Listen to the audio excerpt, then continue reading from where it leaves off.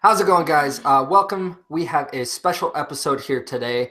To start us off, my name is Ryan, and I am a cinemaholic. My name is Bella, and I'm a cinemaholic. And my name is Spencer, and I'm a cinemaholic. And guys, it's been a while since we made a video, but there is an explanation. First off, the holidays, like Thanksgiving. I'm pretty sure we all spent it with our families. I know that I had a ton of family who I got to hang out with and chill with.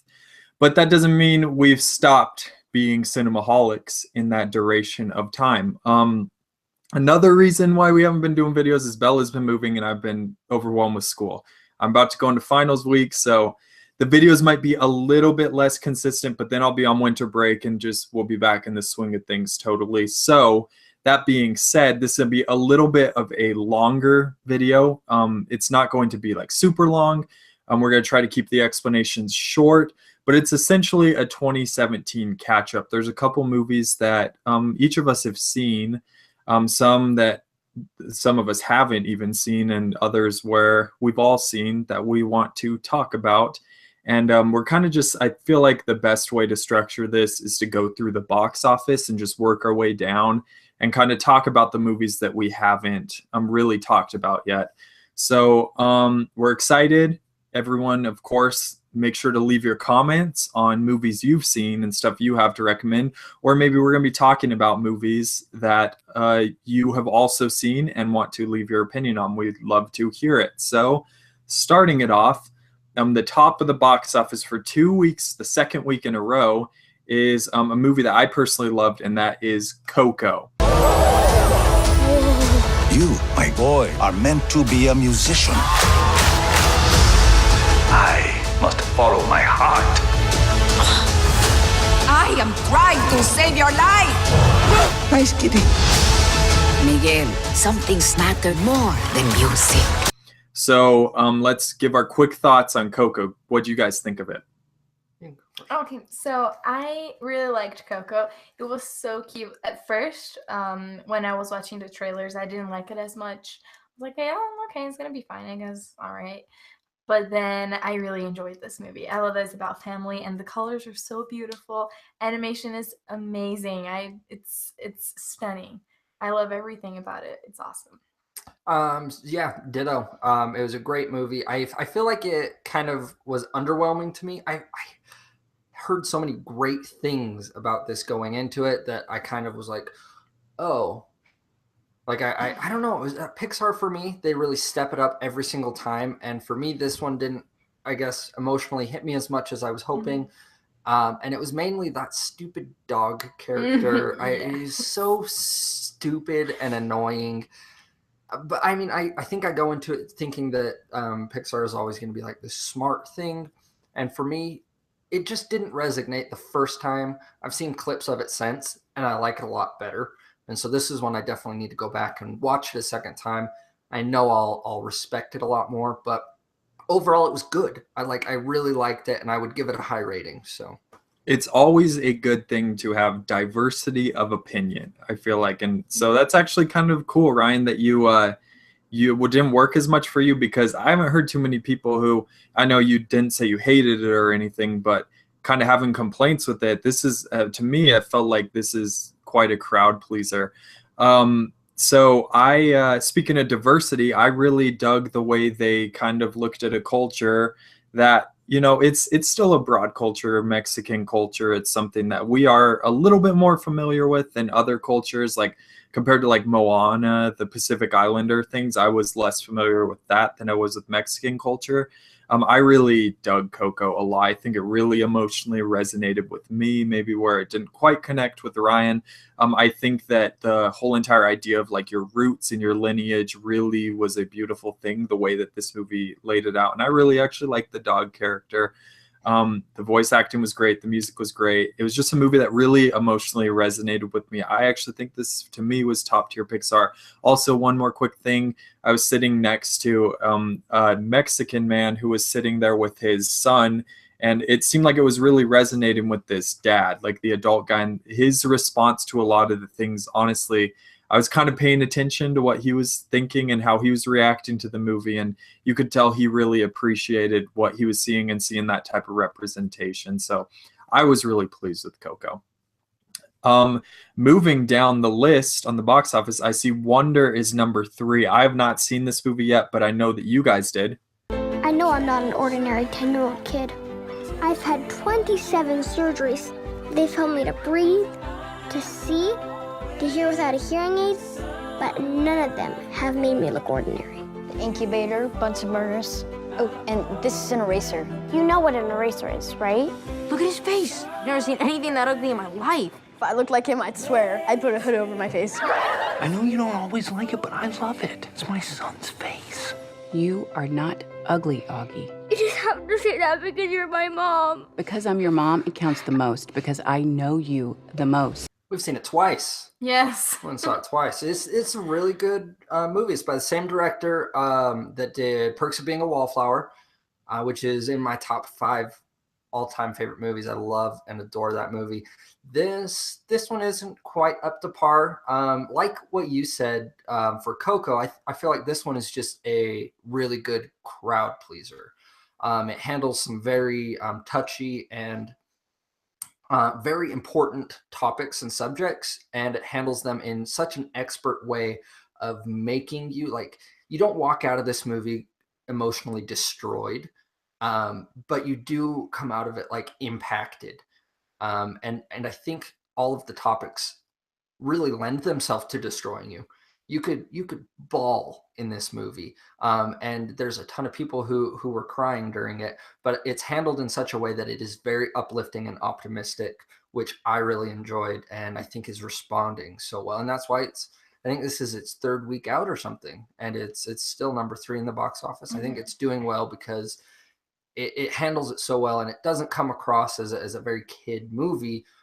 I think it just across the board really works for people. Yeah, I agree with you. And I think it's good for kids too, because I feel like they could learn a little bit, about like respecting other people, because some people don't never learn that. So, and I really enjoyed this movie. The only thing that didn't really work for me were the chapters. So, or characters, so each chapter, I would say, like, it was divided by each character. And there were some characters that weren't developed and like never brought really anything interesting to the story. So that's really my only, complaint. Yeah. I think it was originally a book. Yeah. And that's how the book was structured. So they tried to adapt it over. Exactly. And I feel like that's one thing that really would have worked for the book, but didn't really translate well for the movie. Yeah, I wish they did something different. But it is really cute, and I love the story, and it brings a lot of different topics that are important and that it makes you cry or it makes you emotional. So I really enjoyed this one too. Okay, the next movie I'm going to briefly talk about is also an uplifting kind of crowd-pleasing movie, and that is Stronger.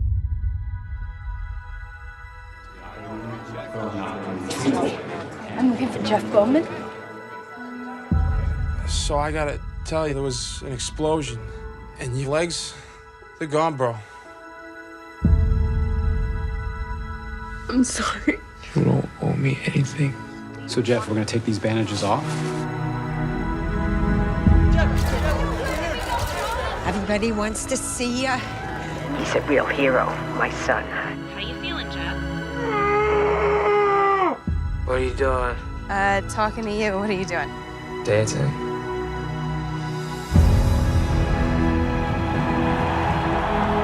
You need to tell your family what's going on with you. Jeff, get away from me. Get away from me! You keep trying to make a hero out of me. Listen up. Oprah's coming. I'm sorry. I can't do this. I can't do it. I gave up my family. I'm not giving this up. I can't do it! Why do you even want me? This is the new David Gordon Green movie starring Jake Gyllenhaal and Tatiana Maslany, who I have not seen too much with her. She blew me away in this movie. This movie was excellent. I think that this, for me, as of right now, this is in my top 10 of the year.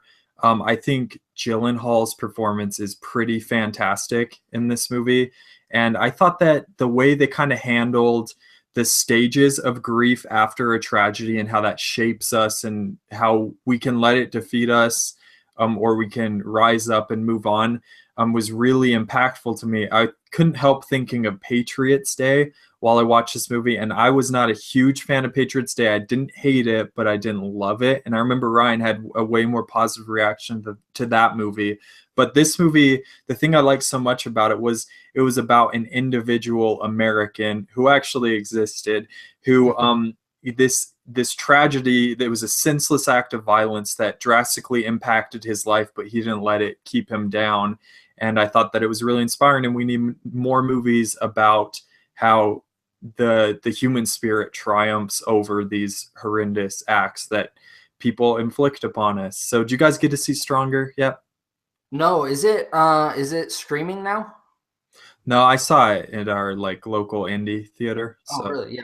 Yeah, it hasn't reached us yet. I saw that it was making a few festival rounds and stuff like that, and because of Gyllenhaal, it's been on my radar. I even heard a few people say that this is one of his best, if not his best performance that he's given, which is awesome. I'll go see it for that. I mean, I think it's hard to beat Nightcrawler though. How's his performance compared to Nightcrawler? Oh, man, dude, Jake Gyllenhaal is always so good. That's something that I come to expect from him. This isn't much of a spoiler. There's a scene where there's a bandage change that is some of the best acting I've seen in any movie this year. He gives a powerhouse performance, and the thing that I liked about his performance was that he really showed the flaws of this man as well, and kind of how reckless and impulsive people get when something befalls them like this. Any sort of tragedy, really, it's a very relatable idea. The one who really surprised me was honestly Tatiana Maslany. She did excellent. I think she should be up for an Oscar, and I think he should be up for an Oscar for it. Awesome. Well, yeah, it's definitely going to be on our watch list. We'll briefly go into another movie that we saw, staying on the topic of uplifting. We'll talk about The Star. This holiday season, witness the story of the first Christmas through a whole new set of eyes. It's the wise men. Hide quickly. The other way. The other left. Deborah, are you okay? How many hooves am I holding up? Which is a awful, horrible animated movie that we went and saw that is supposed to be uplifting. My mom loved it. I can see why people would like this, and I know the people that this movie was made for. Yeah, it was dumb. I don't know why. I walked out to go to the bathroom and didn't come back for 20 minutes and left her alone in the theater. So. It was bad. Yeah, I was really upset that you left, and I had to go through that situation by myself. But it's okay. It was really bad. I hated the animation, the story. Like, I don't even care about the story or the characters or anyone. It's stupid. Don't go watch it. That's all I have to say. So, Bella, you had the chance to see Lady Bird. Me and Ryan have already talked about this movie. This movie's doing tremendously well, not just critically, but it's also doing pretty damn well for itself at the box office as well. Did this movie resonate with you as much as it resonated with me and Ryan? Lady Bird, is that your given name? Yeah. Why is it in quotes? I gave it to myself. It's given to me by me. Lady Bird always says that she lives on the wrong side of the tracks, but I always thought that was like a metaphor. But there are actual train tracks. What she did was very baller. It was very anarchist. Put the magazine back! She has a big heart, your mom. She's warm, but she's also kind of scary. You can't be scary and warm. I think you can. Your mom is. So, you're not interested in any Catholic colleges? No way. I want schools like Yale, but not Yale because I probably couldn't get in. You definitely couldn't get in. It's really, really good. And the thing, like, her relationship with her mom it's not, I mean, in some instances is just like my relationship with my mom, because me and my mom were just like best friends.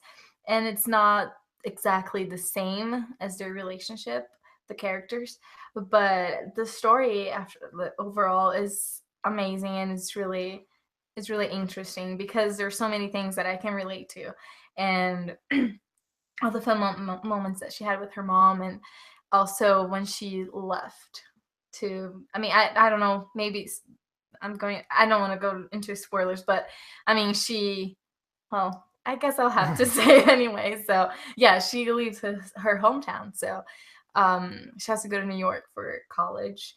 And it's not exactly the same, but me and my mom, we moved out of Brazil and we moved to America, and we had to go through that together. So and now I just moved out actually from my parents' house. So it's been a journey. It's not as hard because I live really close, but to their house, but it's amazing. I love that movie and everything about it. Like the characters were so good. There was only also one thing, some characters weren't so developed, then they weren't so important. So there were some scenes that you didn't have to, like it wasn't too important, but I love everything about that movie, and I love that I see on the internet all the time, like commercials or ads about Lady Bird. It's like I'm so glad this is getting big now. So I really enjoyed this. Ryan, do you have I was anything just to gonna add? say, remember that one time that we were at the world premiere? I'd forgotten all about that. I know me and Ryan have both seen this movie twice. I won't add too much because we already have our review up. It actually worked better for me the second time. I love this movie. It's going to be in my top 10 of the year for sure. That's basically all I have to say. Me too. Yeah, it definitely gets better with every view. Which segue into the next one that I want to quickly talk about is Good Time. Percy, I gotta come clean with you about something. What? So I told you about my brother, yeah? I told you about the program he's forced to attend and how he shouldn't be there. Don't count your chickens before they hatch. Do you understand that? No. Something happened. I don't know exactly what. My brother's been arrested. He's being held at Rikers Island. He could get killed in there. This is a movie that I've only seen once, but I have a feeling would get better with every single view. I know you were able to blind buy it and watch it first. So do you want to talk about it? Yeah, I really, really dug Good Time. I literally didn't know anything about this movie before seeing it. Every now and then, I'll get like some type of an inkling or some idea of what the movie I'm walking in is about. Either if it's like, looking at show times or whatever, I'll run past the plot. But this movie, I literally didn't even know that Robert Pattinson was in this movie. Like that's how little I knew about this movie before I saw it. And this movie was fantastic. It's really reminiscent of 70s crime films. I feel like that's what they're inspired by. There's a very big Dog Day Afternoon feel in this movie. And I think Robert Pattinson is fantastic in this movie. He blew me away with his performance. I read I can't remember who to give credit to as far as the review I was reading, but I read reminiscent of 70s De Niro, and that's how I kind of felt when I was watching the movie. He's like perfectly creepy, but some moments of sympathy and relatability ensue in the movie. I just really dug this movie. I had a great mood as well. Ryan, what did you think of it? Same exact thing. We had just the day before watched a little bit of the master class of Aaron Sorkin on screenwriting, and he talks exactly about story structure and objectives and intentions and stuff. And going into this movie, that was fresh on my brain, and I haven't really in-depth analyzed a movie for a while like that. I've just been going in and trying to enjoy it, but it was a perfect movie to watch right after that because it clearly establishes within the first act, this is our objective. We have to get from point A to point B by this time.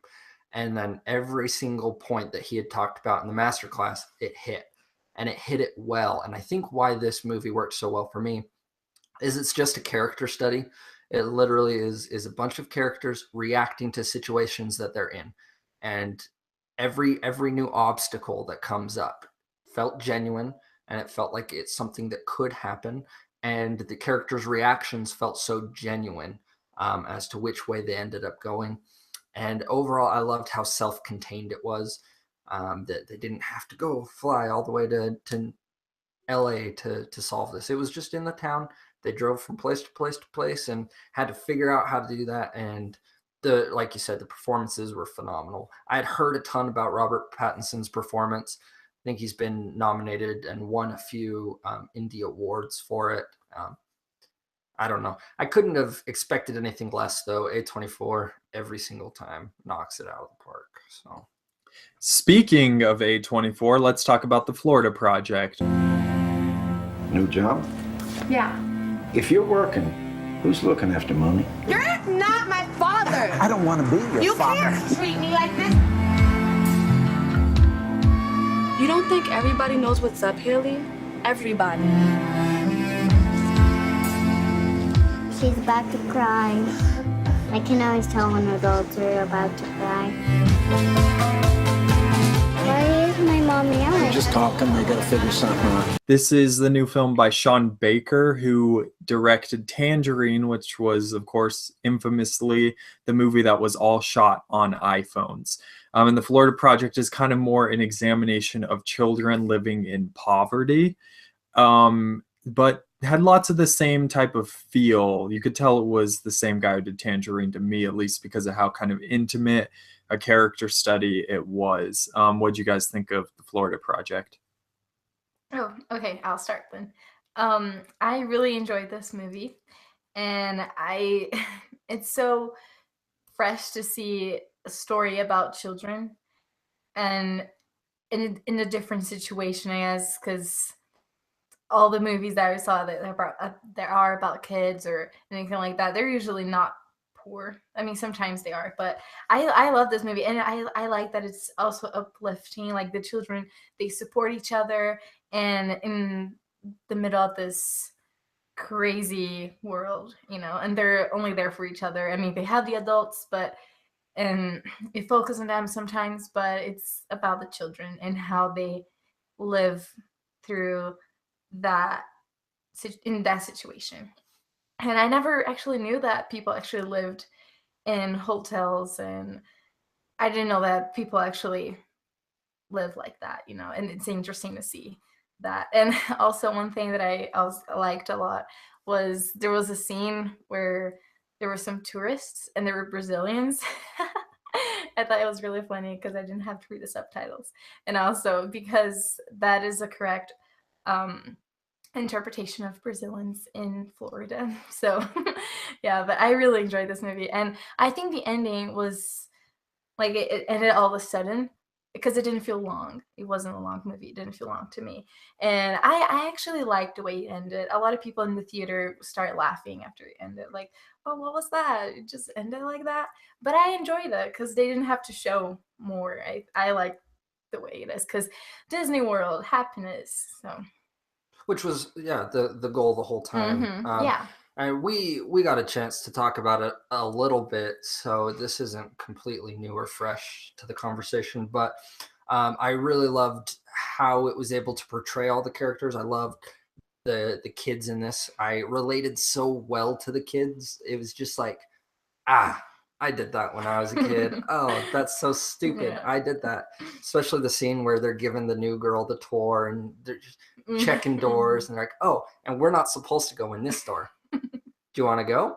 And they just go in, and it's just so fun and carefree. And that is what it's like to be a kid. And I loved how well the characters were fleshed out, because we talked a little bit about the mom, that she's a shitty mom. She is not a good parent, but at the same time, there are specific moments where you can tell that her intentions are good and she loves her daughter most of the time. But then you also see the complete opposite. It's like, if you really love her, why would you do that? And I think it opens up for conversation so well about that, about families like that, about America. I think this is something that definitely opens up conversations that we need to be having about how people are living in our country. There are tons of people like this, and this is an issue that needs to be addressed. That being said, the kids were phenomenal. William Dafoe was outstanding. All around great movie. Yeah, I agree with essentially everything you guys have said. I think this movie is gut-wrenchingly sad. It depressed me pretty much more than any movie has since we saw Lean on Pete at Telluride, if we're being honest, which are very similar movies actually. In lots of ways, this movie to me kind of felt like it would be a great double feature with American Honey, which was a movie that was released last year, which I really liked. It's also kind of has to do with poverty and kind of this demographic of Americans who we don't get to see represented in film very often. I love the way they use Disneyland or Disney World in this movie, how it's just this looming figure in the distance that's just out of these kids' reach, and they know it's like kind of like this dreamlike thing that they know they'll really never be able to obtain. And I didn't interpret the ending, I don't think, quite the way that you guys did. I found the ending to be very depressing still. Despite the fact that it kind of gives you, I mean, spoilers kind of obviously, but well, I'll try to do it without spoilers. It gives you the idea that something good will come of this, but at a cost. And I found that to be, even though I think, yeah, I agree, Haley was a horrible mom to Moni. I thought that still it's the kid's mom, and she obviously, we view our parents in a different way than perhaps other people will, especially at that age. And so there's just so much depressing about this movie. But I agree that Willem Dafoe is phenomenal in this movie. He's so good. There's one scene involving kind of like a pedophile. And that's all I'll say is he gives a very great performance in that specific scene. And yeah, I really did love this movie. I think that it's a pretty beautiful experience, but it's one that would be a very hard thing to go through again, in my opinion. So awesome. I don't know about you guys. I have two more that I quickly want to bring up that I don't know if either of you guys have had the chance to see.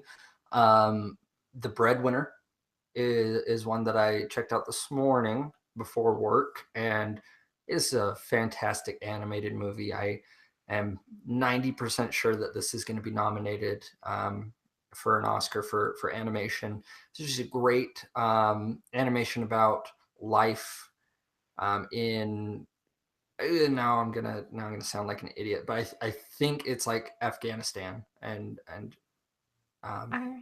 Iraq. Yeah, I don't know. The Middle East. Yes, but it's a Canadian film made about the Middle East, and it's just fantastic. It kind of exactly what we were just talking about. Gives you good insight into what life could be like there, and is like, and it's always interesting to see that in an animation form, and it reminded me a lot of Kubo and the Two Strings. So I definitely recommend checking that out as well. I saw Roman J. Israel Esquire, and it was meh. I've heard a lot of people talking about possible Oscars for Denzel. He did really good, but this movie overall just kind of isn't anything exciting, which is sad because it's the same director of Nightcrawler. This is his second feature, and it's worth checking out if you have a Movie Pass or Redbox, but it wasn't as exciting as I hoped it could be. So on kind of that note, actually we do have one more movie we have to talk about as a group, but Last Flag Flying is the new Richard Linklater film, and I got the chance to see that one yesterday. I thought this movie was good. I think it kind of lived in the shadow of the other movie we're going to be talking about, but this movie, Steve Carell was really good in it. I think if it was a little bit bigger right now, he'd be getting some Oscar buzz, but ultimately I don't think it's his best performance or comes anywhere close his best performance. But it's supposed to be kind of in the way that everybody wants him, was a spiritual sequel to Dazed and Confused. This is supposed to be a spiritual sequel to The Last Detail, which is a movie in the 70s that I adore. I think The Last Detail is a great war movie. And the thing about this is I consider Last Flag Flying a war movie as well, but it's a movie kind of about the war we fight, or the veterans fight after they get home from war. And it deals with kind of two generations of people who have fought in the Iraq War and in the Vietnam War, and it does so in a really interesting way, I thought. I think that it is a little bit long. It meanders in some points in the way that Linkletter kind of likes to do, so I don't know if it was deliberate or not. But ultimately, like Ryan said, if you have Movie Pass, which I do, I recommend checking this movie out. So, Bella, did you have any other movies to talk about before we talk about our last one? Not really. Yeah. Did you see Okay. The Punisher? Huh? Did you finish The Punisher? I haven't even watched one episode. I don't really have any interest. Oh, never mind. Well, I watched The Punisher. It was really good. I couldn't get myself to watch Iron Fist and Luke Cage, and it was a struggle to get through Jessica James for me. I wasn't Jessica a huge fan of Jones? that. Jessica Jones. Because Jessica Jones is like the Jessica best Jones one. though. But I loved this one. I think you'll like it. Okay, maybe I'll check it out. I'll watch the first episode, see what I think. The last movie we're going to be talking about, I kind of deliberately saved this one for last, is 3 Billboards Outside Ebbing, Missouri. In 3, 2, 1. And as sad as the spectacle of these billboards might be, this reporter, for one, hopes this finally puts an end to the strange saga of the 3 billboards outside. This doesn't put an Ebbing, end to Missouri. shit, you fucking retard. This is just a fucking start. Why don't you put that on your Good Morning Missouri fucking wake up broadcast, bitch? This is a movie written and directed by Martin McDonagh, who is a filmmaker that I freaking love. He directed In Bruges, which is one of my all-time favorite movies. And now he comes and brings his style and his, kind of his work with characters to American soil. So I was kind of destined to love this movie. I want to know what you guys think of it. Do you want to go first? Yeah, sure. Yeah, I'll go. So this movie was amazing. I really enjoyed this. I say that to every movie that I watch, but I did really enjoy this. The performance was amazing. We got there we were a little bit late. I think we were 10 we were a minute late. Nah, we walked in on the opening credits. Yeah. So we were 1 minute Oh, late. okay. Yeah. So we saw and we were going upstairs while we were watching it, and I like the opening scene. It was really, really amazing, and the story itself is really interesting. I think there was a moment where they wanted to focus on other characters because something happened to the characters and they had to focus on that. And I think it it was important to the story, but I was like, oh, okay, let's go back to the real story. Maybe I'm being kind of harsh with that, but I really enjoyed this movie. The performance was amazing and it was so sad and so interesting. I really enjoyed this. I love dark comedies, so of course this really worked for me. The acting was phenomenal. I think we've got a few Oscar-worthy performances in this movie. I really liked what Peter Dinklage did. I always enjoy watching him. Overall, fantastic movie. Really loved it. I think this is for sure a shoo-in for screenplay at the Oscars. Fantastic. And directing as well. I think overall this is just a really well-made movie, and it's one that I need to go see again because I've really been wanting, and I've really been thinking about it, especially now that I've kind of seen where it's going, because I think there were a few moments in the movie where I just kind of lost focus a little bit because I was like, where are you going with this? How is this gonna satisfyingly end? And it worked. It really worked. Character arcs were phenomenal. Really great. I know you have a lot to say, so I don't want to say too much because you loved this movie. I just wanted to make a comment. Yes, it was a dark comedy. It was really funny at several moments, and I think it's really hard to make a movie that is sad but has comedy in it at the same time. So I really enjoyed that. You guys, have either of you seen In Bruges? No, it's on my list. I bought it. Did you? Okay, so one thing about Martin McDonagh is that he is really dang good at blending comedy and tragedy, which is something that goes back as far as Shakespeare, obviously. And I think that it is a very difficult thing to argue a better person at character right now than Martin McDonagh.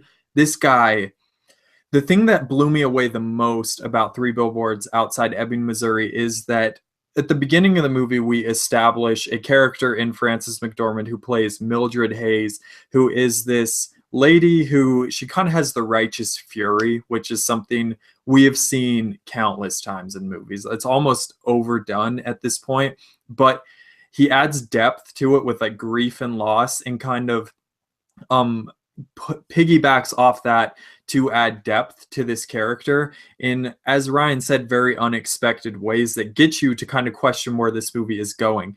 And then we have a character like Sam Rockwell's character, who is a racist, bigot, disgusting cop, who at the end of the movie, or not the end of the movie, I'm not going to give any spoilers, but it's not that simple, is kind of what Martin McDonagh sets up in this movie. And we have characters who are bad people who have moments of redemption and redeeming qualities. And then we have great people who we can relate to and get behind, who have moments where they do pretty despicable things themselves.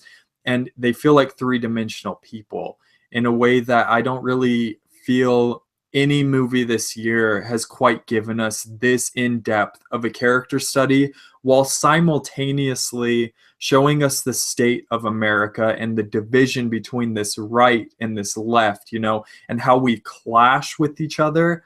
And the name Trump isn't in this movie one single time.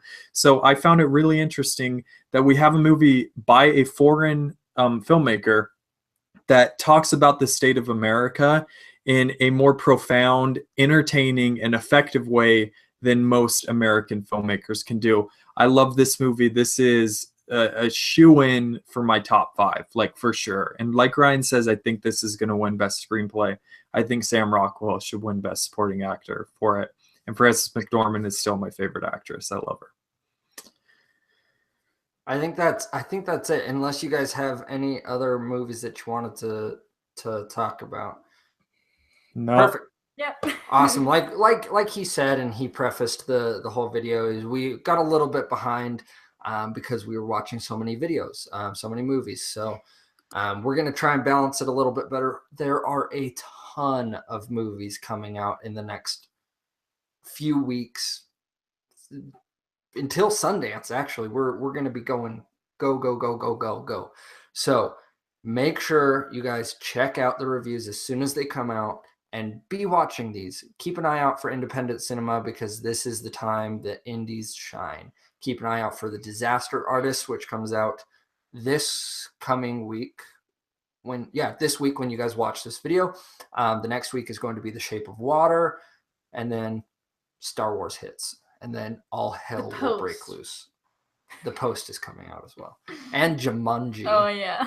So stay tuned, guys. Thank you guys for watching. Make sure to follow us on Stardust, because that's where we immediately do our reactions, and you can stay up to date on that, as well as follow me on Twitter and on Letterboxd at @Ryan_Gordon.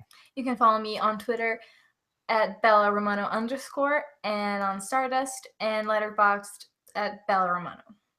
You can follow me on all the same exact places at Spinny Hen, but the most important thing we want you to do is to subscribe to our channel here, because this is our preferred way of doing this. So, yeah, guys, thank you all very much for watching. Like Ryan said, tune in next week to our review of The Disaster Artist, where we will be having a guest reviewer. So, thank you all for watching once again, and until next time,